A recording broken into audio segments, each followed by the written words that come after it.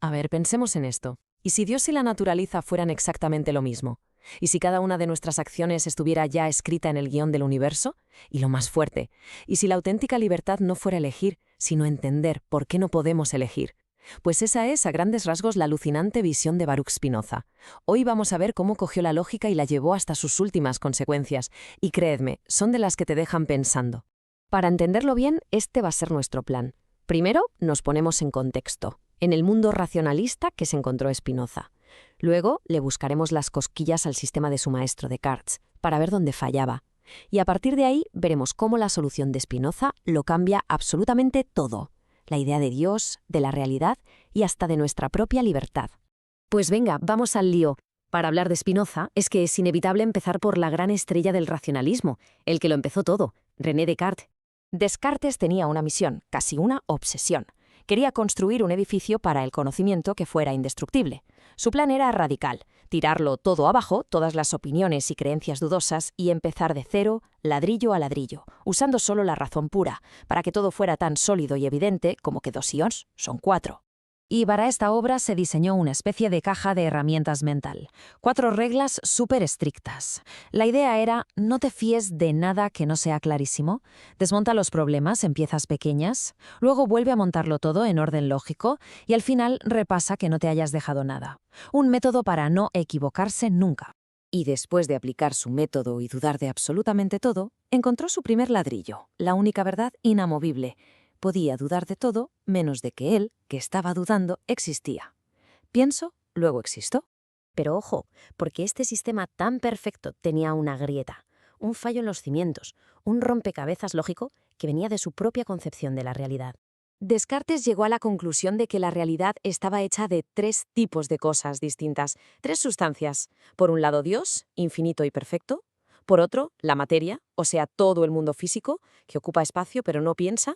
Y finalmente la mente, que piensa pero no ocupa espacio. Y aquí, justo aquí, es donde la cosa empieza a chirriar. Fijaos en la definición que el propio Descartes da de sustancia. Es aquello que no necesita de nada más para existir. Se basta a sí misma. Esto es una contradicción en toda regla. A ver, si la mente y la materia han sido creadas por Dios y dependen de Él para seguir existiendo, entonces, por su propia definición, no son sustancias de verdad. La única que encaja al 100% es Dios. El sistema no se sostenía. Y en esta grieta es precisamente donde se mete de cabeza Baruch Spinoza. Él vio el problema, pero no lo consideró un fallo, sino todo lo contrario, una pista que Descartes no se había atrevido a seguir hasta el final. Spinoza dijo, ¿de a cuándo? Vamos a ser coherentes. Cogió la lógica de Descartes y la llevó hasta sus últimas consecuencias. De hecho, expuso toda su filosofía more geométrico. Es decir, como si fuera una demostración de geometría partiendo de definiciones y axiomas para que todo fuera absolutamente necesario. Le daba igual lo chocante que fuera el resultado. Y aquí viene el golpe de genialidad que lo cambia todo. Spinoza resuelve la contradicción de la forma más simple y a la vez más radical posible. No hay 3 sustancias. El error era de cálculo. Solo hay una. Para Spinoza, esta sustancia única, este todo que es la realidad, tiene un nombre muy concreto, o mejor dicho, 2 que son intercambiables. Él refina un poco la definición. La sustancia no es solo lo que existe por sí misma, sino también lo que se entiende por sí misma. No necesitas hacer referencia a ninguna otra cosa para comprender lo que es. Y esa única sustancia, infinita y eterna, que es causa de sí misma y lo contiene todo, es, según Spinoza, Deus sive natura, Dios o la naturaleza. No son 2 cosas distintas, son 2 palabras para nombrar la misma y única realidad. Muy bien, si todo es una única cosa, Dios, naturaleza, entonces, ¿qué somos nosotros? ¿Qué es una mesa, un árbol, una estrella? ¿Somos ilusiones? Pues no, no somos ilusiones. Spinoza lo explica así. Imaginemos que la sustancia, Dios barra naturaleza, es como un océano infinito. Este océano tiene infinitas cualidades esenciales que él llama atributos. Nosotros solo podemos captar 2, el pensamiento y la extensión, o sea, el mundo físico. Y las cosas concretas como mi cuerpo o tu mente son modos, simples olas en ese océano. No son cosas separadas, son manifestaciones temporales de esa única realidad. Y con estos soluciona de un plumazo el viejo problema de cómo se conectan la mente y el cuerpo. La respuesta de Spinoza es no se conectan, porque nunca estuvieron separados. Son 2 caras de la misma moneda. El orden y conexión de las ideas en la mente es exactamente el mismo que el orden y conexión de las cosas en el cuerpo. Son la misma cadena de sucesos, vista desde dos perspectivas diferentes. Claro, vivir en un universo así, donde todo es una parte necesaria de un todo más grande, pone patas arriba la idea que solemos tener sobre la libertad. Spinoza lo tiene clarísimo. En este sistema perfecto y lógico, todo lo que ocurre necesariamente. No hay lugar para el azar ni para las alternativas. Las cosas no podrían ser de otra manera, igual que el resultado de una operación matemática no puede ser otro. Todo está determinado. Entonces, ¿somos simples marionetas? Pues aquí viene otro giro genial. Para Spinoza, la libertad no tiene nada que ver con elegir entre A y B. La verdadera libertad es algo mucho más profundo. Es entender las causas que te llevan a hacer lo que haces. Es conocer y aceptar la necesidad que te gobierna. Por lo tanto, el objetivo de la vida no es luchar contra el destino, sino comprenderlo. La felicidad, la auténtica paz, se alcanza cuando alineamos nuestra mente con el orden lógico del universo. Y como ese orden es Dios, la máxima felicidad es el conocimiento, un amor intelectual hacia Dios, o lo que es lo mismo, hacia la naturaleza. Y la filosofía de Spinoza nos deja resonando una pregunta brutal, que es quizás más relevante hoy que en el siglo XVII. Si la libertad consiste en conocer las cadenas que nos mueven, ¿cuáles son esas cadenas hoy? ¿Nuestra biología? ¿La sociedad? ¿Los algoritmos? Ahí queda eso. A ver, pensemos en esto por un momento. Un universo que está hecho de infinitas mentes individuales. Cada una es como un espejo del universo entero, pero, y aquí viene lo fuerte, ninguna puede comunicarse con las demás. Parece sacado de una peli de ciencia ficción, ¿a que sí?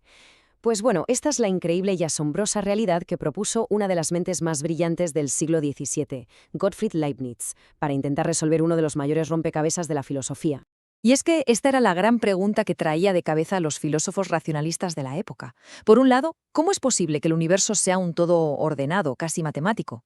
Y por otro, si todo está tan ordenado, ¿dónde quedamos nosotros? ¿Cómo podemos ser individuos libres, únicos, dentro de un sistema así? Filósofos de la talla de Descartes o Spinoza lo intentaron, pero sus respuestas dejaban siempre una tensión, un nudo filosófico que Leibniz, se propuso desatar de una vez por todas. Vale, para entender la genialidad de Leibniz, primero hay que ver con qué panorama se encontró él. Básicamente, había dos grandes ideas sobre la realidad, y las dos, la verdad, tenían problemas bastante serios. Por un lado teníamos a Descartes. Él veía la realidad dividida en dos. Por un lado la materia, que es como una máquina, y por otro la mente, que es como un fantasma dentro de esa máquina. El problema, claro, es evidente. ¿Cómo narices hace el fantasma para mover las palancas de la máquina? Nadie lo sabía explicar. Y en la otra esquina, Spinoza nos decía que en realidad todos somos como olas en el mismo océano, que es Dios o la naturaleza. Una idea muy poética, desde luego. Pero, si solo somos olas, ¿dónde queda nuestra individualidad? ¿Somos de verdad dueños de nuestro destino o solo un movimiento del gran océano? Y es justo aquí donde entra en escena Leibniz. Ojo, que él no buscaba un punto medio entre las dos posturas. No, él propuso una perspectiva completamente nueva, una tercera vía radical que pretendía salvarlo todo, tanto el orden del universo como la esencia de cada individuo. Muy bien, pues vamos a meternos de lleno en esto. La solución de Leibniz gira en torno a un concepto que es a la vez revolucionario y fundamental, la mónada. Aquí es donde Leibniz rompe con todo lo que se había dicho antes. Vamos a olvidarnos por un momento de la materia y la mente, o de una única sustancia gigante. Para Leibniz, la realidad está hecha de un número infinito de, llamémoslas almas o puntos de vista. Él las llama mónadas.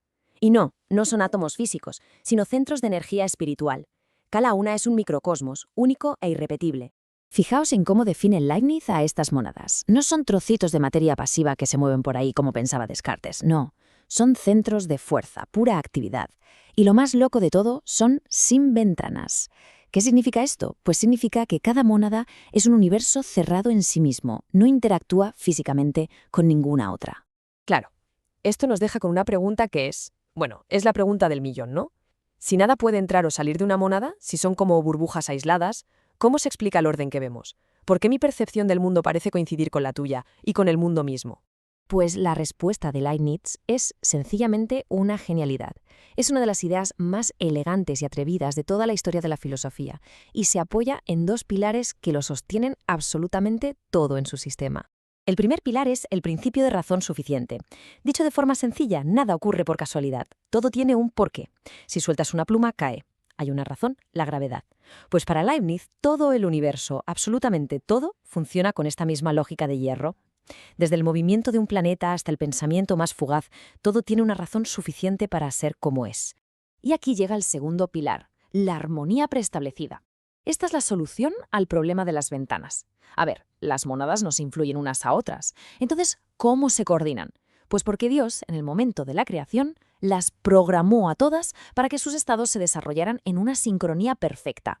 Es como si un maestro relojero fabricara infinitos relojes, los pusiera todos en hora perfectamente y los dejara funcionar para siempre. No necesitan estar conectados, ya están sincronizados.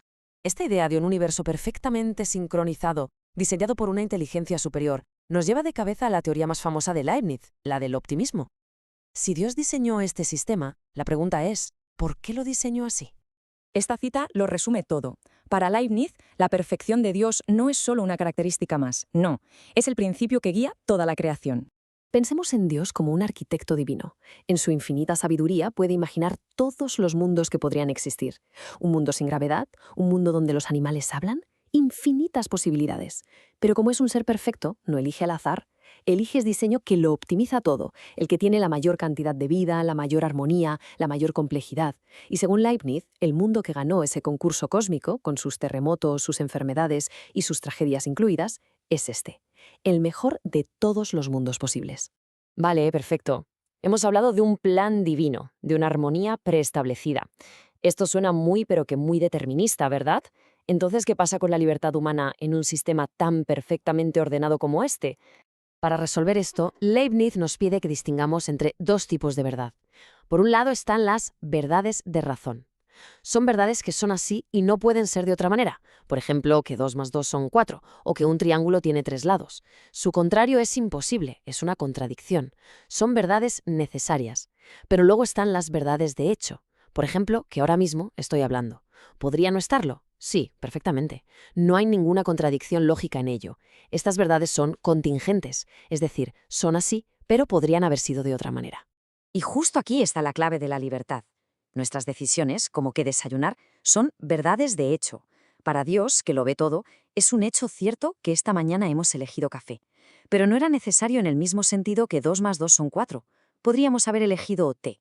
Esa posibilidad de que las cosas hubieran podido ser de otra manera, esa ausencia de contradicción lógica, es el pequeño espacio donde Leibniz coloca nuestra libertad.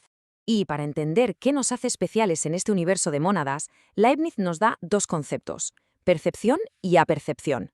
Pensemos en una planta que se gira lentamente hacia el sol. Eso, para Leibniz, es percepción, una respuesta al entorno, pero sin ser consciente de ello. De hecho, diría que hasta una roca tiene este nivel básico de percepción. Pero la percepción es otra cosa. Es darse cuenta de que se está percibiendo el sol, recordar el sol de ayer, pensar en el sol de mañana. Es la conciencia de la percepción. Y eso, para Leibniz, es lo que nos define como almas humanas. Al final, lo que Leibniz nos ofrece es una síntesis grandiosa, un intento monumental de reconciliar las grandes tensiones de su época, el orden y la libertad, la unidad y la pluralidad, la ciencia y la fe. Un sistema donde cada individuo es un universo en sí mismo, pero de alguna manera todos cantan en un coro cósmico que está perfectamente armonizado. Y con esto vamos a terminar. La propuesta de Leibniz es, a la vez, fascinante y muy desafiante. Nos deja con una pregunta final, una pregunta profunda. Si este mundo, con todo el sufrimiento y la complejidad que vemos, es de verdad el mejor que podría existir, quizás nuestra idea de lo que significa perfección necesita una buena revisión. Ahí queda eso.